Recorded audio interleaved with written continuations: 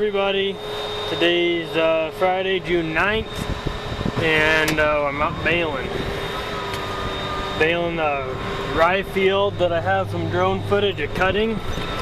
That's this field that I'm baling now. The windrows are now rigged together. I didn't get any footage of that. I was going to, but it's just too windy today to be flying the drone, and I'm not gonna postpone my farming job by saying, oh, we can't farm today, it's too windy for my drone. So I guess we'll have to try to get some footage of raking and baling with the drone some other day. But as you can see, I've got quite a few bales here. This is half-mile rows, and I'm getting like 5 or 6 bales of windrow. And I'm baling. I had my GPS set for 15 foot when I was cutting, so with 2 windrows together, that's 30 foot. And once I get going again, I'm kind of cooking right along. I'm baling about 11 miles an hour. I was opening my door, trying to avoid moving my head so much. I need to practice doing that less. So I'm going to take 30 divided by 16.5. That 1.8 acres I'm getting 5.5 bales off of. So 5.5 divided by 1.8, about 3 bales an acre. So take that time, say 1,600. I got the baler crank today. That's 4,800 pounds bale, or 4,800 pounds an acre, divided by 2,000, 2.4 ton an acre. So for grazing cattle out on this field, that's not doing too shabby, I don't think. But this old baler will sure eat it up. I don't know if you guys will be able to see my speedometer, but I am going 10.9 right as we speak. I like to bale fast, and there's my monitor for my baler. You can see how big the bale is. That's 54, 56, 58, 59, 60. You know, it goes by twos, I guess, but I gotta, the first beep is when it hits 66 inches. That's when I need to start slowing down. That's how I got it set up. And I'm making a 70 or a 72-inch bale depending on how fast I get slowed down. But been baling pretty good. I think this is going to be some good quality stuff. It smells really good. The other stuff I baled, it wasn't green any longer, and this still has a pretty good tint of green to it. So anyhow, it's been working pretty good. In this field, I'm glad it's smooth. Well, I guess all of our fields are fairly smooth. There's some fields that you couldn't go 11 mile an hour baling in, but this is one you can, so I guess we're fortunate of that. There's just a few spots where there's holes that I gotta slow down, but I thought you guys would enjoy a little ride along baling. See how we bale in South Dakota. I got a bale tonight on that alfalfa field. It's we flipped it this morning, and I got some yabber jabber and talking of me baling that on my channel also, but I'll bale that tonight. I don't know if I'll do any footage of that or not, but it seems like the videos at night don't turn out the best, so I don't know if I'll do any recording at night. And then I don't feel like changing my lenses on these to make them so they're clear. It just takes too much time for the little bit of use I use them. And I gotta wear sunglasses in the daytime. My eyes are sensitive to sunlight, so anyhow, I guess if I want to record in the daytime, I might just leave them, but we'll see. A few of the videos I did make planting I've made with these glasses with the dark lenses in, so we'll see what I feel like, I guess. But gotten 63 bales so far off this field. I'm not using my GPS, so I don't know how many acres I've done, but I've done a few anyhow. Should be counting the rows, I guess, then I can tell you how many acres I've done. But But everything seems to be going good. I had some problems with my tractor this morning. I had my, I noticed it's been running a little warmish lately. And the mechanic had a part to get rid of my engine fan clutch. Because he says they're typical, they go out on these tractors about this many hours. And actually I did take it apart and it was leaking fluid out of it. That's how these clutches work in these tractors on the fan. So I did take it apart and got a new piece put in there that locks it up, so I don't have an engine fan clutch anymore. But I don't use this tractor that much when it's cold out, and if I do, I'll just lock the radiator with a piece of cardboard or something. I'm sure it'll be a little bit harder on fuel, but 9 times out of 10 when I'm using it, I'm using all the cooling capacity that this tractor has. So I'm just gonna leave it direct drive, I guess, for now. But anyhow, I guess everybody will we'll probably talk to you here when I get closer to done. I guess we'll let you guys know how many bales we got off this field. Thanks for watching. 2 windrows left. I'm gonna take you guys around with me here on the rest of this video. Been going pretty good. I had to quit for a little bit. I had my hood wasn't quite on right. I needed help, and I didn't have anyone to help me. But anyhow, my dad ended up getting done doing what he was doing, so he was able to help me get my hood put on right, so there's not a gap between my hood and my side panels. I plugged up my radiator with this rye stuff, rye hay, and but everything, in other words, been going all right. This side of the field, for whatever reason, isn't quite as good as the other side. I don't know if it's because the cattle were on that too, and then we, have electric fence going along the rye, and we left them over here. And I kind of wonder how much the calves actually came out here and ate after we didn't let the cows on. And whether they did or not, I don't know for sure. I know they were out here, but I couldn't imagine that the calves could eat that much. But maybe they were.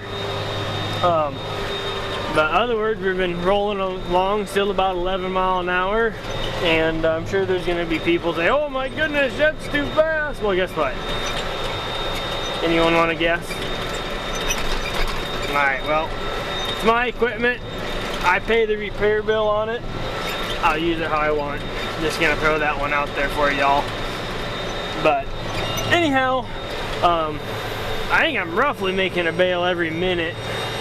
I'm not 100% sure. I've only timed a couple of them, but that's not too bad for having to stop and go and stuff like that. It'd be pretty cool to see if my auto steer would work, but I know we don't have auto steer in the tractor that we have the rake on, so I'm sure that we probably can't do it on these windrows. I don't think my Pajah could drive straight enough. I'm going to try to turn around and let you guys watch it. You go into the baler, I guess.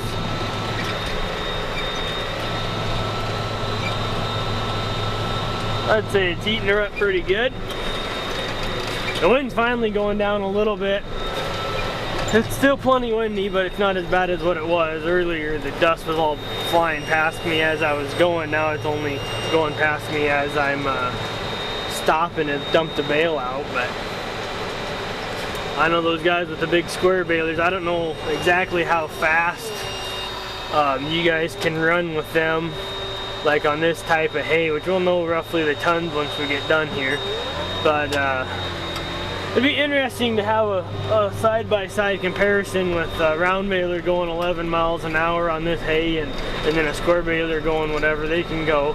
But I don't know how many strokes per bale you kind of want in a square bale, because I think that's what probably limits your speed more than anything, but I'm not even sure. I'm not real familiar with square balers. Maybe someone out there that has one could educate me a little bit. I wouldn't mind a little education on square balers. Not that I'm going to buy one, but anyhow, I know I need to get some videos done on some crop updates, but I just haven't had time. I've just been going 100 miles an hour trying to hay. Just trying to get my haying done. I need to go hook my planter back up, and I got some replanting from my landlord, and I need to make some videos about that also. I know he's getting awful antsy about wanting it replanted, but I'd like to get it my hand done so I don't have to worry about hooking my baler up for another couple weeks again. I need to get this field sprayed. I think I've decided I'm just going to plant millet. I might end up planting something with the millet, like a legume of some sort, but I just not 100% sure what I'm going to do. I know I need to get my stuff replanted this weekend, all my landlord stuff. I might have a little replant. I haven't decided. I haven't looked at it for a while, but wasn't going to worry about it until I got this done. I'm going to try to get things checked off the list instead of trying to worry about too many things. That gets the guy stressed out, and a lot of times it's easier just to worry about the task at hand and worry about other things you need to worry about when you need to worry about. When I'm opening my door on my baler, I do idle my tractor back, and then I leave it idle back until the clutch starts to belt. Then I wrap it up, and then I take off and whatnot. But there's a clutch on the door on these balers that they say if you slow it down, it's a lot easier on them. And I've just gotten a habit. That's how I always bail. I guess I've had good luck with the clutches on these balers. I don't think I've ever had to replace one. I don't think so. But this field has 168 bales on it. It's right around 50 acres, including what I haven't baled yet. So say we're gonna get 172 or 73 bales. I'm gonna get my handy dandy calculator out.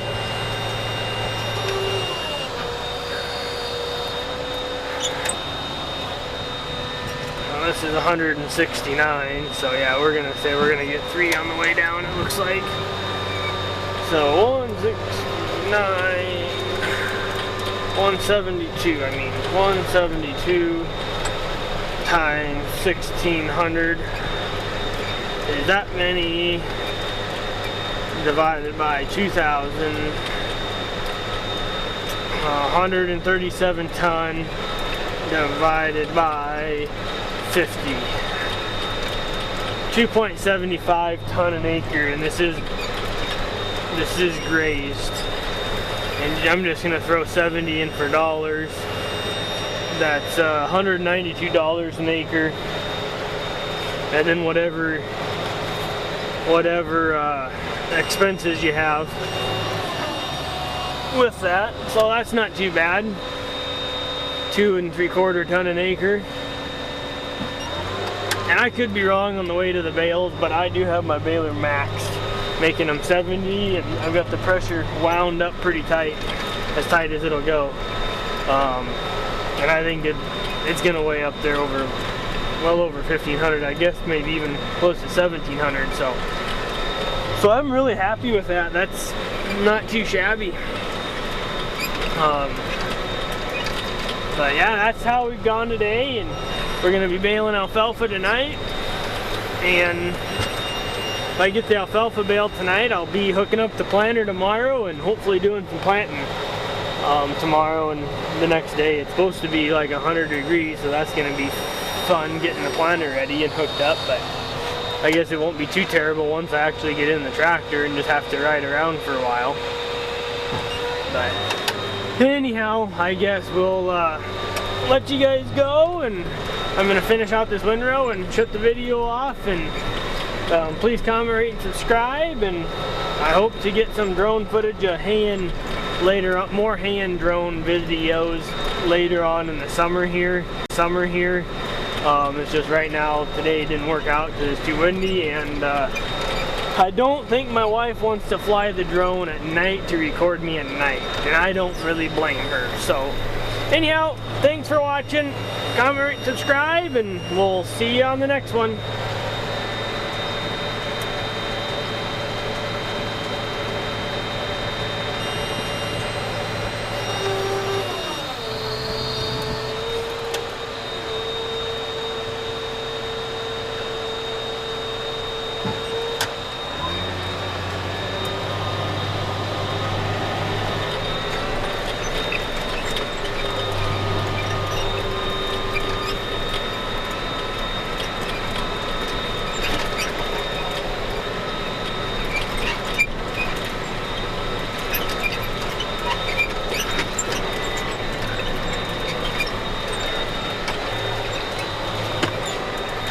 Got a total of 172, and then a little bale that's in my baler, but I'm going to take it to my alfalfa field and finish it off with an alfalfa bale. So thanks for watching, everybody.